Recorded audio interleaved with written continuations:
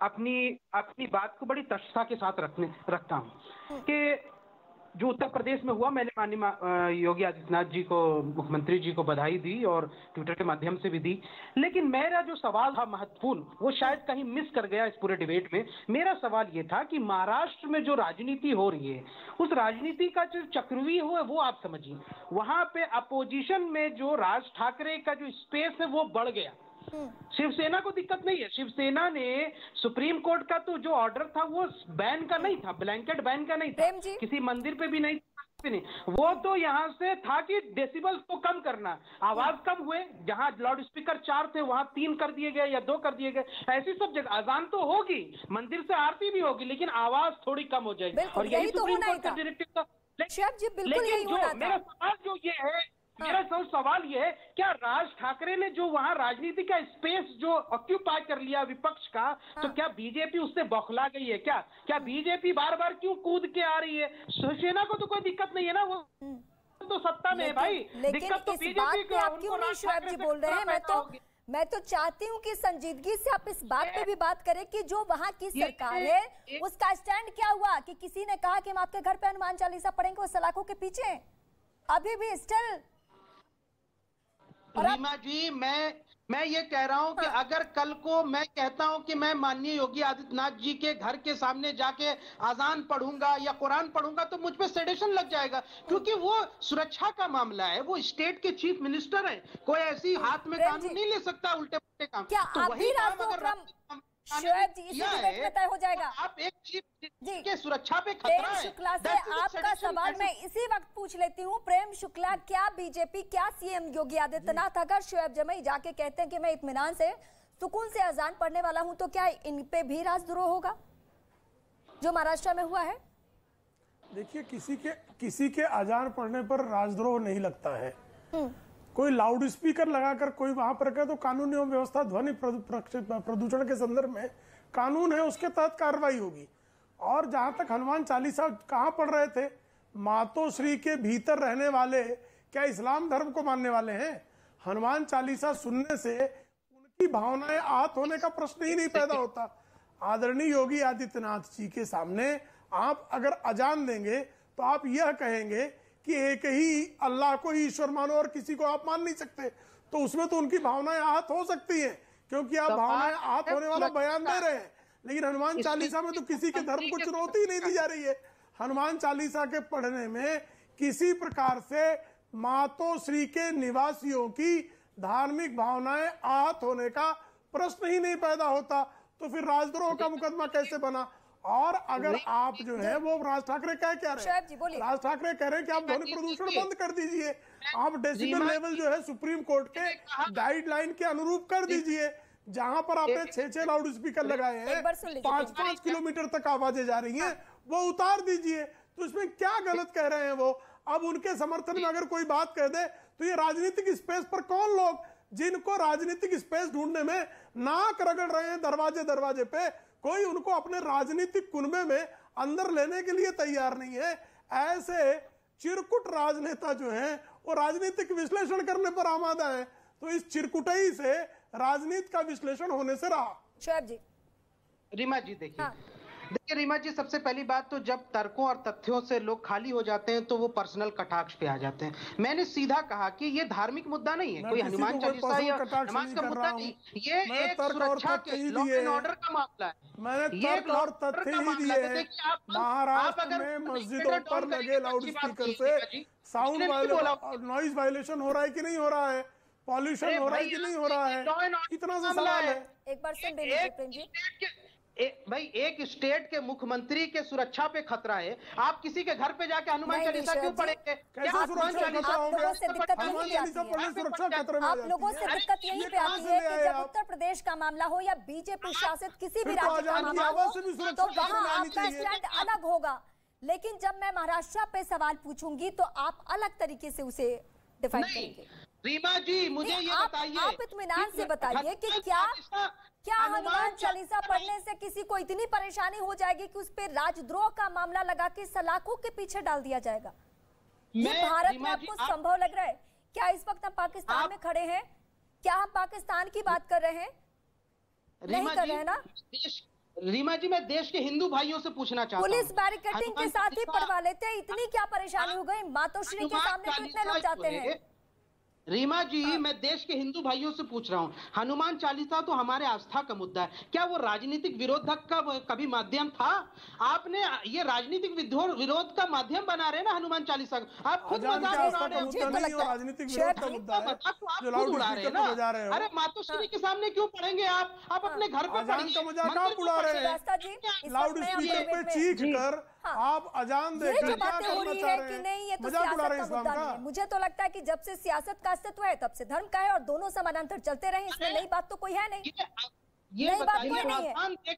आपके ओवैसी साहब जो कि मुस्लिमों के रहनुमा खुद को कहते हैं, नुमाइंदा कहते हैं, वो भी जब मंच पे खड़े होते हैं तो नमाज की बात करेंगे, मुस्लिमों की बात करेंगे। जब इधर से कोई खड़ा होता है वो भी धर्म का सहारा लेता है। तो दोनों ही तरफ से मामला चल रहा है, इसमें नई बात तो कोई है नहीं। श्रीवास्तव जी। रीमा जी, इसमें मैं अब अगर कुछ कहूंगी तो बहुत हड़कंप मचेगा। ये मामला सिर्फ वही था कि 1975 में इमरजेंसी के बाद जिस तरीके से शब्द सेक्युलर जबरदस्ती ठूस दिया गया कॉन्स्टिट्यूशन के प्रियम्बल में, समस्या वहीं से है। हमारे बाबा साहेब अम्बेडकर को भी सेक्युलर शब्द कॉन्स्टिट्यूशन में न आए, इस पर बकायदा उनका बयान है। ये जो घालमेल हुआ है राजनीति को धर्म से बिल्कुल अलग करके देखना, जो एक वेस्टफेलियन फिलॉसफी की जो बात है, वो जब से शुरू हुई तब से ये जो पूरा कॉकटेल बनता है राजनीति का और धर्म का, वो शुरू हुआ। ये कॉकटेल बनता ही नहीं, आज इतना जहर उगला ही नहीं जाता। बैठ करके यहाँ पर लोग हनुमान चालीसा की व्याख्या कर रहे हैं कि क्यों किया जाना चाहिए, कैसे किया जाना चाहिए, हिंदुओं की भावनाएं आहत होनी चाहिए। भाई, हनुमान चालीसा का प्रयोग तो जिन्नात और तमाम तरीके के नेगेटिव एनर्जीज को दूर करने के लिए भी किया जाता है। अगर ये कह दिया जाए कि अब ये राजनीतिक विरोध का मामला क्यों ना बने, हो सकता है कुछ लोगों को लगा हो कि बिल्कुल लगा हो ये चीज कि राजनीतिक विरोध के रूप में इसका प्रयोग किया जाना चाहिए। हमने दिल्ली में अरविंद केजरीवाल को देखा, हनुमान जी का पूरे स्वरूप को यूज किया गया। रामचंद्र, जिस तरीके से रामचंद्र जी के नाम पर एक सियासत बनाने की कोशिश की गई, जब से बाबरी मस्जिद का जो ढांचा था वो गिरा, और उसके बाद से राम जी को लेकर के जो एक विषाक्त माहौल बनाया गया इस देश की एक कम्युनिटी के द्वारा, उसके बाद राम जी को बिल्कुल अंगीकार करके उनको एक तरीके से उनकी व्याख्या की गई। उसके पलटवार में अरविंद केजरीवाल जी ने जब हनुमान चालीसा का प्रयोग किया था इलेक्शंस में, तो शोएब जमाई उतरे थे कहने के लिए कि तो ये एक तरफा व्याख्या हमेशा एक तरीके के हिंदुओं को क्यों दी जाती है कि आप अपने धर्म का पालन इस तरीके से कीजिए। भैया, हमारा धर्म है, हम देख लेंगे हमें क्या करना है, आप अपना धर्म संभालिए। आपके धर्म में अगर लाउड स्पीकर का प्रयोग हमारे यहाँ आदिकाल से चला आता तो बताइए, और लाउड स्पीकर का प्रयोग आज भी कौन सी कम्युनिटी सबसे ज्यादा करती है? बात जो चीज हम पूरी कर रहे हैं। अरे भाई, सेडेशन लग गया है, उसने आपने लॉ एंड ऑर्डर को डिस्ट्रॉय किया है। वहाँ महाराष्ट्र में आपने यहाँ से उपद्रवी तत्वों को आगे बढ़ा दिया है। Law and order. अरे तो किसने बोला, किसको प्रॉब्लम है? किसको प्रॉब्लम है? ये प्रॉब्लम आपको है, हमें नहीं है भाई, हमें नहीं है। हम तो कह रहे हैं लाउड स्पीकर हटाओ, देश में सार्वभौमिक तरीके से लाउड स्पीकर पे बैन कर दो, लिमिटेशन भी नहीं, बैन कर दो।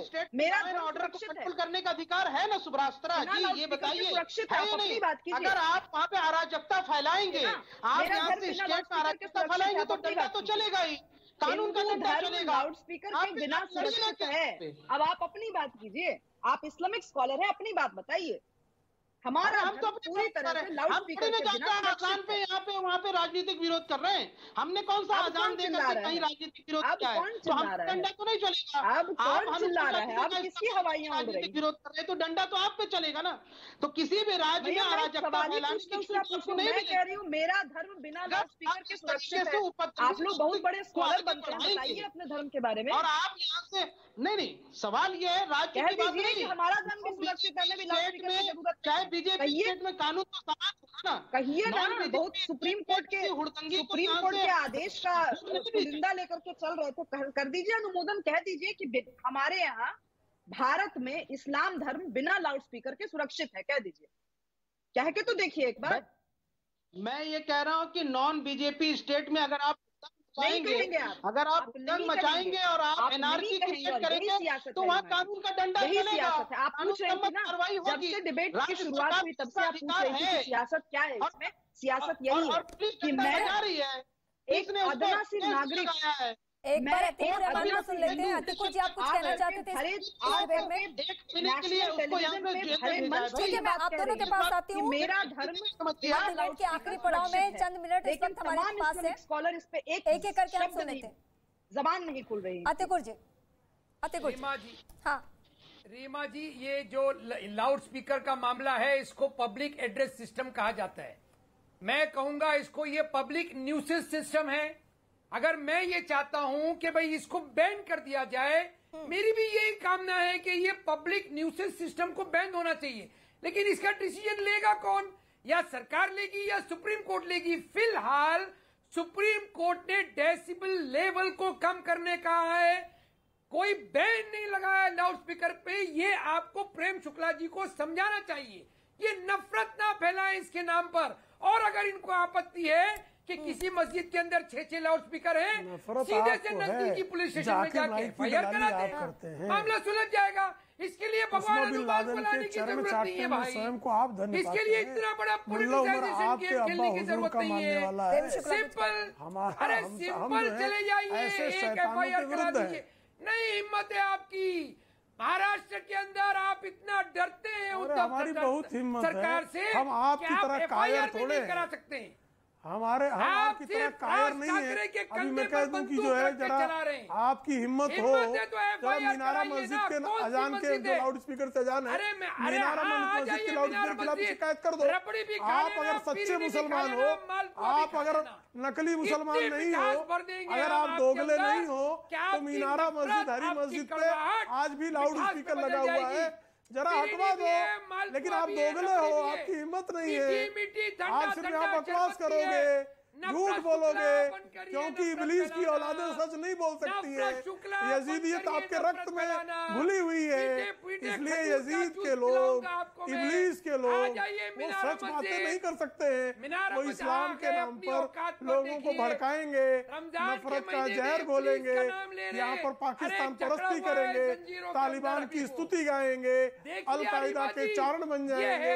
ये सब आपकी स्थिति है कि आप अलकायदा के समर्थन में आपको स्तुति गाना, यही आपका एकमात्र काम रह गया है। और ऐसे इब्लीस की औलादों को यह देश भली भांति पहचानने लगा है, इसलिए ऐसे शैतानों को संवैधानिक ढंग से सबक सिखाना यह इस देश का निश्चय है। इसके कारण निश्चित तौर पर आप सब परेशान हैं। नफरत की राजनीति बंद। दिख रही है नफरत आपकी शक्ल में, जिस तरह की शक्ल बनाकर आप बातें करते हैं, वो नफरती यजीदी इब्लीसी शक्ल आपकी जो है वो सबको दिखाई दे रही है। सब समझ रहे हैं कि जाकिर नाइक के लोग निर्दोषों के रक्तपात को ही अपना धर्म मानने की गलती किए पड़े हैं।